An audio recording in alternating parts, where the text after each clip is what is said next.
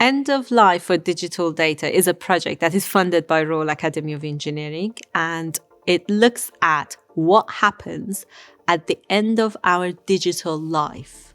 Basically, when we die, our digital version outlive us. So there is a Twitter account, there is a Google account that belongs to me, but I no longer am there to protect that. And there are rules and regulations that are only applicable to living people. So, for example, GDPR, which is to protect our personal data, is no longer applicable if the account holder is dead. And that means if there is a cyber attack, the family of that person cannot go and claim that account to be saved. Digital inheritance is a major problem in many countries, and that requires a lot of public awareness. The companies need to put that in the content, and there should be some regulation.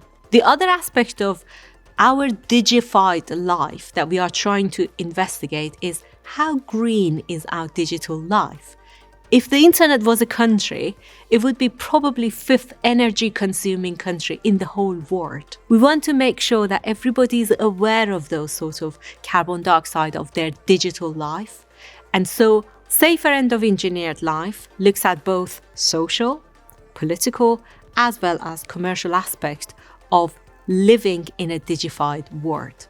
It's important to paint the broader picture of why this matters, and I would say that's because the value of data has become sort of supreme. Data is more valuable than fossil fuels at the moment. So that means that, the way data is regulated or not is increasingly important. It has an impact on the environment, it has an impact on people's lives. There's a lot of detail to that we need to explore to be able to make an informed decision as to what is the more sustainable behavior.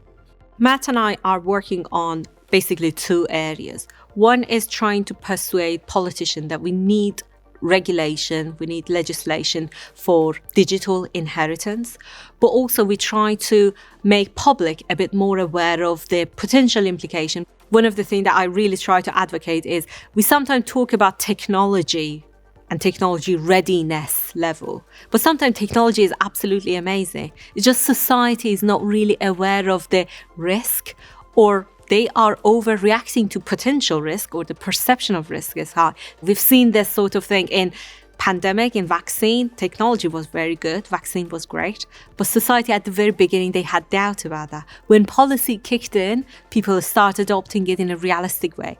That is true for digital data because it is relatively new. It is some decades ago we had that. So it is some problem that we need to work together, both based on the companies, policymakers, as well as society.